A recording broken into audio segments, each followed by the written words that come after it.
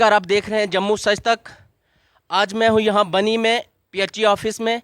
यहाँ पे daily Vaser के द्वारा एक प्रोटेस्ट रखा गया है जो मौजूदा गवर्नमेंट है इसके खिलाफ, क्योंकि इसी गवर्नमेंट ने इनको बहुत ही बड़ा आश्वासन दिया था। अपने मैनिफेस्टो में ये क्लियर किया था कि जब हमारी गवर्नमेंट बनेगी उसके दूसरे दिन ही इनको रेगुलाइज किया जाता। लेकिन बदकिस्मती ये रही कि गवर्नमेंट भी बनी और गवर्नमेंट बनने के साथ साथ गवर्नमेंट ने अपना बजट भी पेश किया जिसमें इन डेली वेजर्स की कोई भी बात नहीं हुई। हमारे साथ मौजूद है यहाँ के पीएचई यूनियन के सेक्रेटरी, आइए इनसे बातचीत करते हैं। क्या कहना है इनका? राम राम सर, क्या क्या कहना चाहिए? सर, मेरा नाम है कुलदीप ठाकुर, जी। मैं बनी सब डिवीजन से बिलोंग करता हूँ। इस एसोसिएशन का मैं एक छोटा सा मेंबर हूँ, सफाई हूँ। तो सर क्या कहना चाहेंगे जिस तरह से आप आज ने रोष जो है वो अपना जताया है एनसी गवर्नमेंट के खिलाफ? सर, सबसे पहले एनसी के साथ तो रोष है ही, लेकिन थोड़ा सा रोष तो प्रकट हमने अपने एमएलए के खिलाफ भी करना है। और साथ में मैं शुक्रिया अदा करना चाहूँगा अपने महराज मलिक का। पहले एनसी के साथ तो रोष है ही, लेकिन थोड़ा सा रोष तो प्रकट हमने अपने एमएलए के खिलाफ भी करना है। और साथ में मैं शुक्रिया अदा करना चाहूँगा अपने महराज मलिक का। पहले एनसी के साथ तो रोष है ही, लेकिन थोड़ा सा रोष तो प्रकट हमने अपने एमएलए के खिलाफ भी करना है।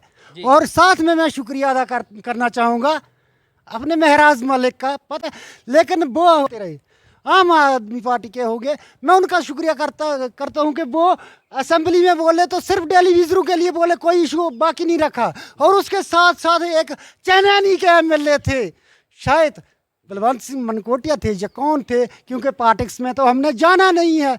हमें किसी जात पात से मतलब नहीं होता, हमें किसी पार्टी से काम नहीं होता, हमें मतलब होता है अपने कामों से। देखिए सर, 30 साल इस डिपार्टमेंट को सेवा देने के बाद फिर आज हमारी ये हालत है। इस डिपार्टमेंट में लगे थे तब तक हमारी शादी भी नहीं हुई थी, आज हमारे लड़कों की भी शादी होने योग्य हो गए हैं। आज तक भी हमें वही 9,300 रुपया। सर, जिस तरह से एनसी गवर्नमेंट ने आश्वासन दिया था, अपने मैनिफेस्टो में ये क्लियर किया गया था कि डेली वेजर्स को रेगुलाइज किया जाएगा जैसे ही हमारी गवर्नमेंट बनती है। बिल्कुल सर, मैं इस चीज़ को मानता हूं कि एनसी गवर्नमेंट ने हमारे साथ रखा था कि वायदा किया था कि हम आपको परमानेंट करेंगे जैसे भी हमारी गवर्नमेंट बनेगी। लेकिन उन्होंने तो नहीं किया, लेकिन हमने मैंडेट दोनों पार्टी को दिया। इधर से हमने जम्मू से बीजेपी को जिताया, उधर से एनसी को। अपोजिशन वाले ने भी कम से कम थोड़ी सी बात उठाई होती तो शायद वाला एनसी भी काम करती। और सबसे गलती एनसी वालों की है कि वो ट्रेजरी में उधर ट्रेजरी नहीं, असेंबली में बिल पास करके देते ना, आगे एलजी पास नहीं करता तो हम उनको कोई अलामा नहीं देते थे।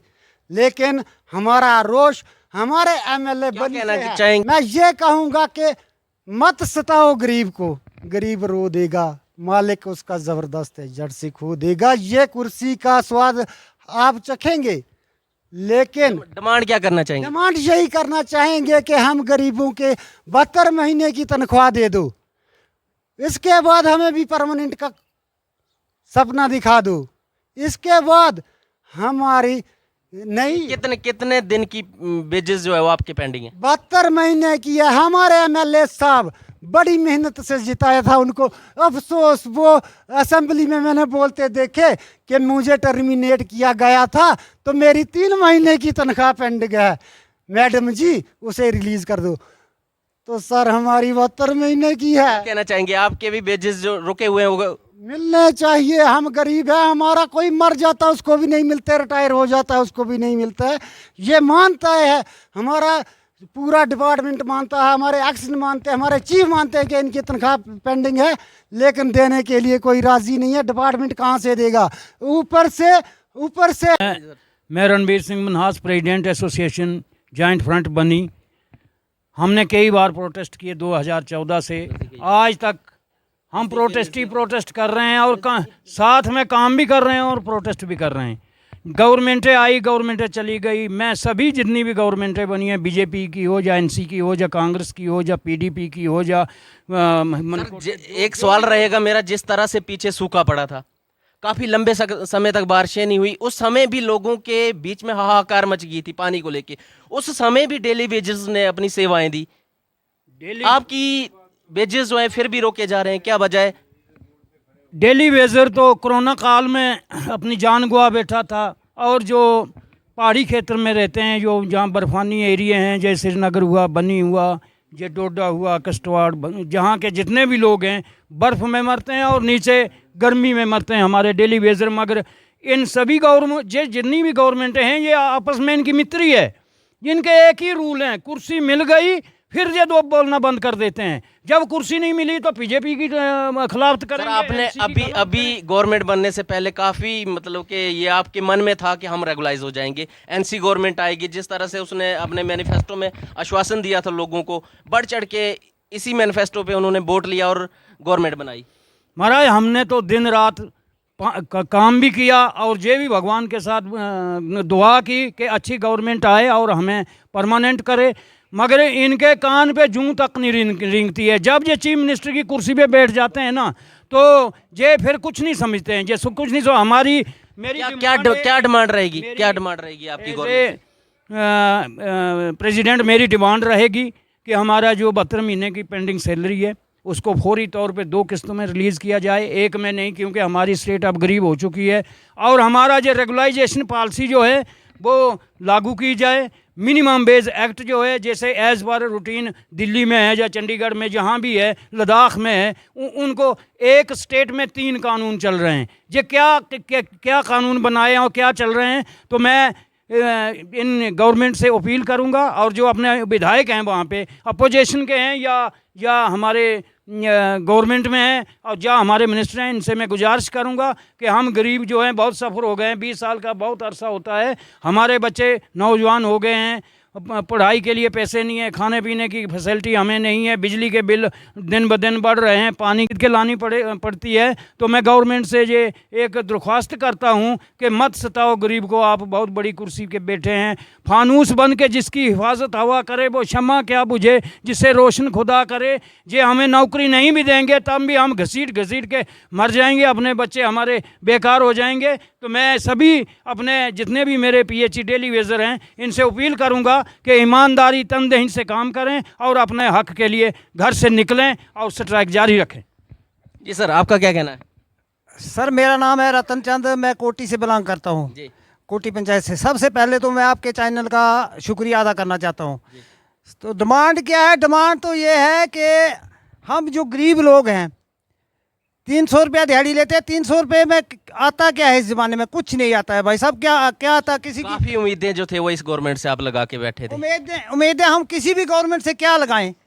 ये जब कुर्सी पर बैठ जाते हैं ये अंधे हो जाते हैं, इनको दिखता ही कुछ नहीं है, बस अपनी वो गाड़ी। एक सपना जो मैनिफेस्टो में दिखाया गया था, जी, वो सपना जो दिखाया गया था वो खाली आंखों में धूल झोंकने वाली बात है, कुछ नहीं है ये। मैं सबसे पहले अपने जो डेली वेजर है जितने भी काम करते हैं, काम छोड़ो भाई, काम छोड़ो और हड़ताल करो। अगर आप काम छोड़ देंगे तो सब कुछ होगा, अगर काम नहीं छोड़ेंगे तो कुछ नहीं होगा।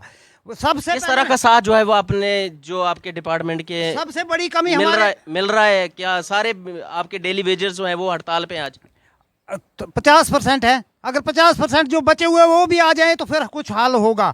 हाल होगा क्यों नहीं? जब हम काम छोड़ देंगे तो हाल अपने आप होगा। ये काम किससे करवाएगी गवर्नमेंट? सबसे कमी बड़ी हमारे डेली वेजरों की है। दूसरी बात यह है कि जो हमारा 72 महीने का पेंडिंग है वो रिलीज़ होना चाहिए। बाकी मिनिमम वेज एक्ट अगर पूरे देश में लागू है तो हमारे लिए क्या है? जम्मू कश्मीर में क्या है? कौन सा हमने गुनाह किया हुआ है? मिनिमम वेज एक्ट लागू होना चाहिए। और तीसरी डिमांड ये है कि हमारी रेगुलेशन पॉलिसी जैसे भी SRO चौट के तहत पहले आ रही थी उसी तरह चलनी चाहिए। जय हिंद, जय भारत। सर आपका नाम?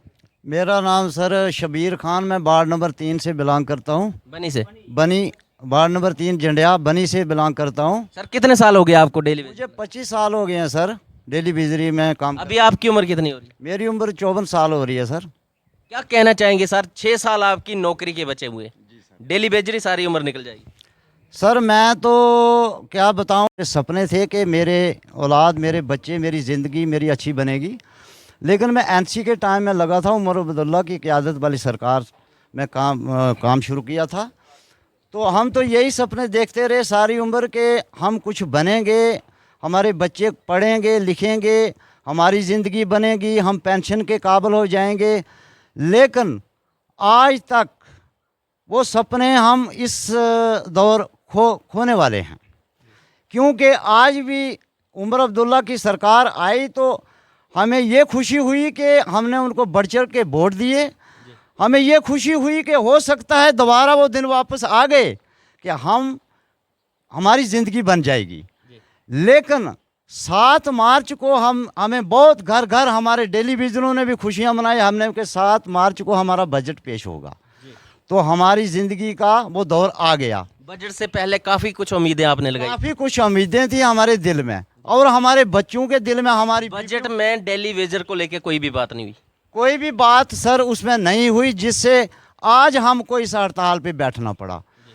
तो जनाब अब बातें तो करने के लिए बहुत हैं, लेकिन मैं यही गवर्नमेंट से अपील करता हूँ कि भगवान के वास्ते, खुदा के वास्ते, अगर आप ये देख रहे हैं कि टेलीविज़नों को घसीटना है तो घसीटो, लेकिन जब आप भी कुर्सी छोड़ के चले जाएंगे तो आपके साथ भी भगवान वही बात करेगा जो हमारे साथ आप कर रहे हैं।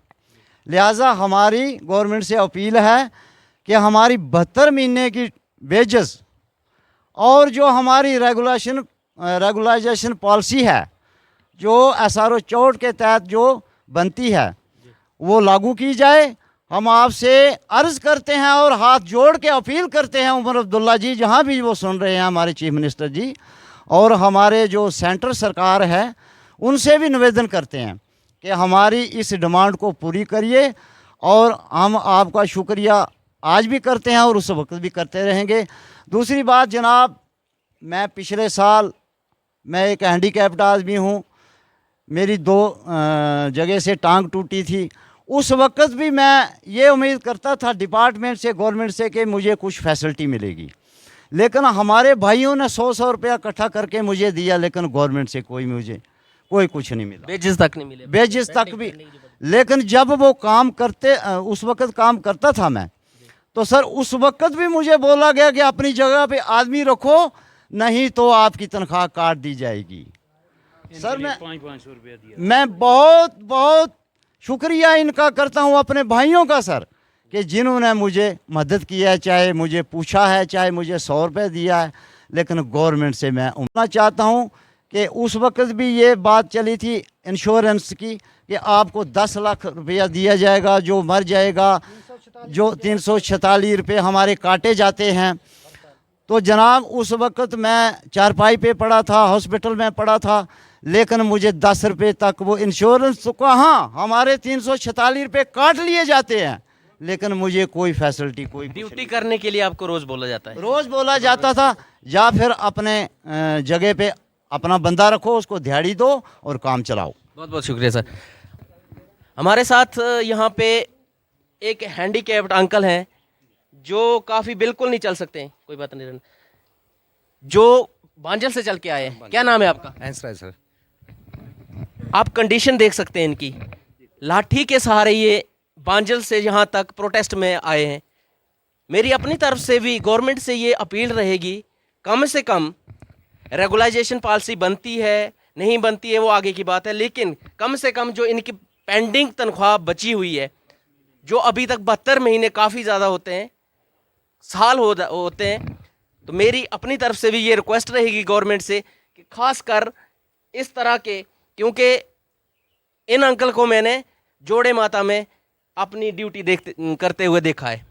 क्या कहना चाहेंगे आप चैनल के माध्यम से? आप फिजिकली हैंडीकैप्ड हो, लाठी के सहारे चलते हो, आज प्रोटेस्ट करने इतने दूर से आए हैं, क्या कहना चाहेंगे? सर हम तो यही कहते हैं कि गवर्नमेंट हमें परमानेंट कर दे, कुछ पॉलिसी दे, जो पेंडिंग बकाया उसको भी दे दे तो ठीक है सर। नहीं तो हमारी 4 बच्चियां हैं, उस स्कूल में जाती हैं सर, 9,000 में क्या बनता है?